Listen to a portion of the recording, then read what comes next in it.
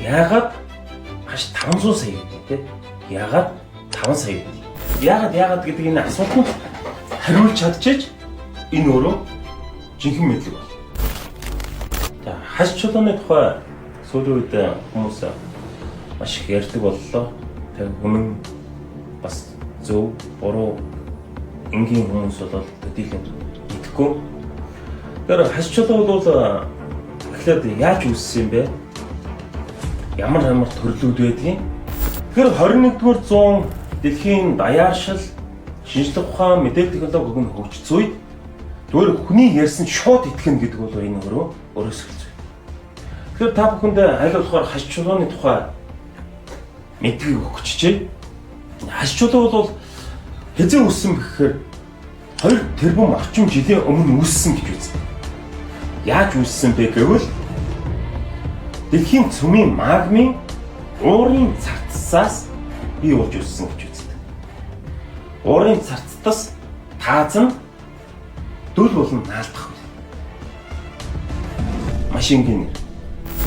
Мэдээж хаш гэдэг нь өөрөө төмөр, кальц, мөн бусад эрдсүүд ямар элементүүд байгаасаа дарах төрлүүдийг бий болгодог. Дэлхийн мөн цаг үе, дэлхийн насжилтад ямар юурийн галуу үед ч юм уу бусад ямар тектоник хөдөлгөөний үед үүссэн гэдгээс хамаарат хашны төрөл зүйл нягтрчлууд өөр байдаг.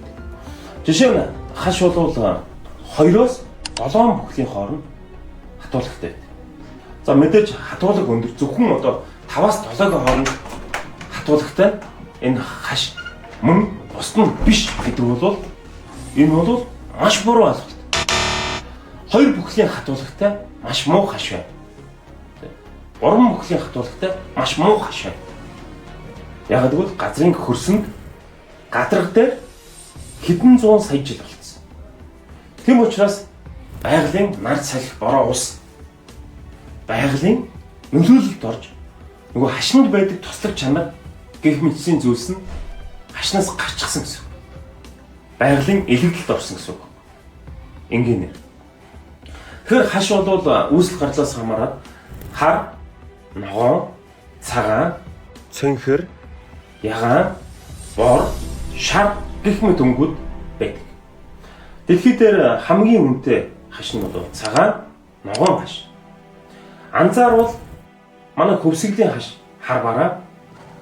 Гэтэл бээрмээс гардаг ногоон хаш, писүүн, хаш писүү хоёр чинь нэг төрлийн чулуу, гарал үүсэл нь өөр. Тэгэхээр бидний мэддэг писүү гэж чулуу бол маш тунгалаг. Хамгийн үнэтэй. Маш тунгалаг, юнитэл ногоон баг. Навчин ногоон. Ямар ч мэнгэ толго байхгүй. Бараг нүдээр хараад хашны ширхэн мэддэхгүй. Энэ бол чанар баг. Гэтэл манай хөвсгөлийн ногоос яагаад тийм хямдхан бэ тийм? Маш толботой, маш өнгө муутай, нягтршил муутай. Тэгэхээр хашны үзүүлэх, үнэлэх тий үн цэнүүд гэж байна. Түүнийг шинжих аргууд гэж байна.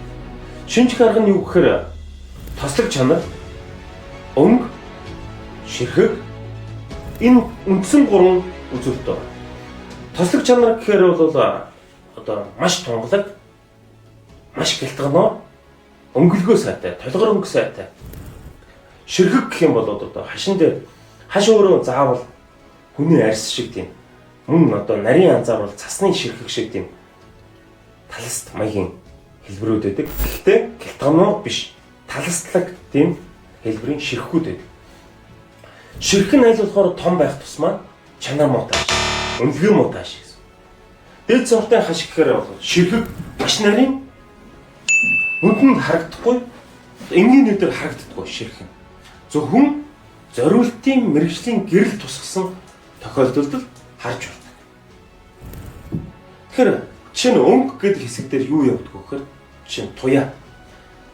Хашны чанар муу байх тусмаа ногоон туяа ихтэй байдаг.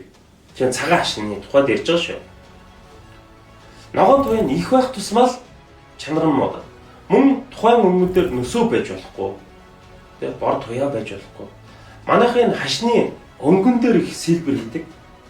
Ухтаа тийм сайн зүйл биш. Тэр өнгө гэдэг бол өөрөө хашны өнгөний тухайд ярьж байна. Энэ бол хөрсөн дээр хэдэн зуун сая жил болсон өгөрчсөн амин шин чанарууд нь алдагдсан. Түүнээс хамаараад цагаан өнгөл бий болдог. Жин цагаан хальстай хаш бол хамгийн муу. Гадна талын хэсэг нь өгөрчсөн, өнхөрсөн хаш гэсэн. Жишээ нь хар хүрэн өнгүүд их орсон байдаг. Тэр нь бол төмрийн агуулмж өндөртэй байдаг. Төмрийн агуулмж ихтэй болохоор зэвэрлэлтийн шинж чанарууд бий болж байна гэсэн. Одоо би энгийн ойлгогдох хэмжээнд ирж байна. Тэр тослог чанарыг та бүхэнд ингэж харж байна. Таны барьж байгаа хаш. Тэр тослог чанар нь яг торог өг шиг харагдах үз байна уу? Эсвэл нэг сэмжин өг шиг харагдах үз байна. Тэгэхээр хаш гэдэг чулууны одоо хэрэглээ Монгол улсад ихэнхдээ хөөргнөөс өөр зүйл байдаг. Тэгээ хаш чулууг хэн хэрэглэдэг юм бэ? Ягаад 500 сая байгаад байдیں? Ягаад 5 сая байгаад байдیں? Ягаад 500 мянган төгрөг байгаад байдیں? Тэгэхээр хаш чулууг хэн хэзээ хэрэглэж байсан бэ гэж тийм хэрэглээний үүсэл гарлын тухай. Мэдээж хаш чулуу өөрөө нэгтрал маш өндөртэй. Учираас одоо чулуун зэвсгийн үед бол хаш чулуугаар сумны зэв жадны үзүүр хийдэг байсан.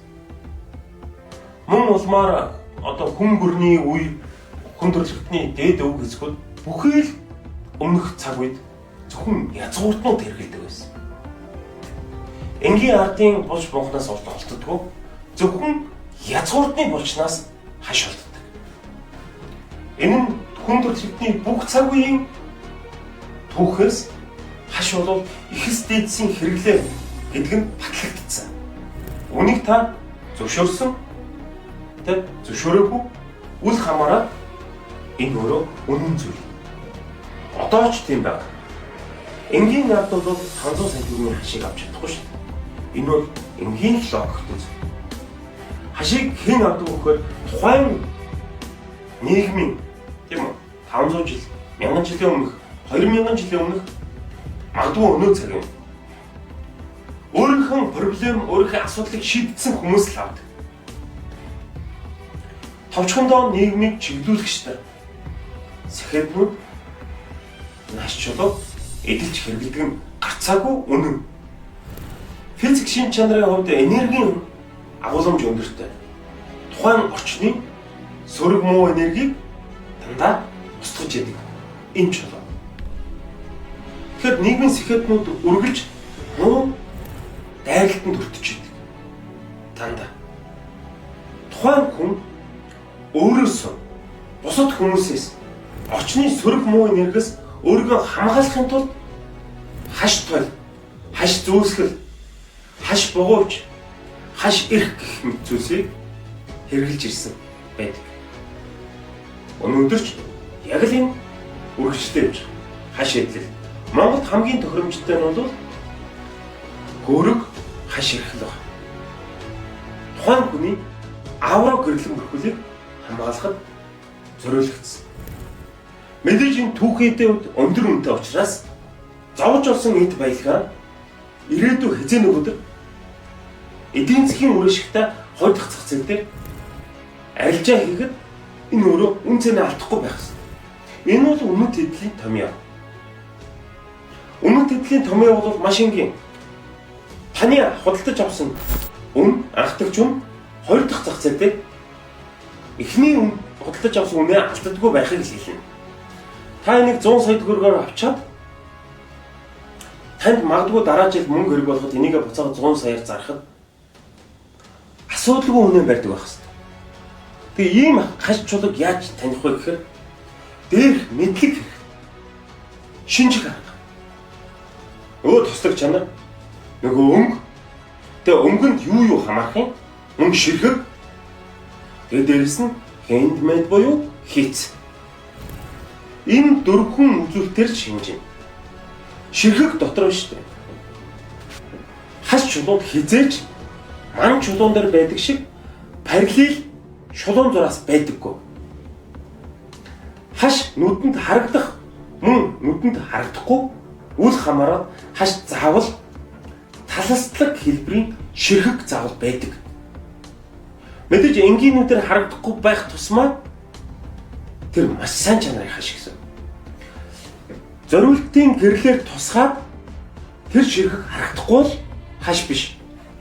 Жохон эмтэрсэн газар нь од шиг гялтгамж байвал тэр хаш биш. Тэр топаз төрлийн одоо тийм кварцит кристаллууд байна. Хаш өөрөө кристалл маягийн бүтцтэй биш.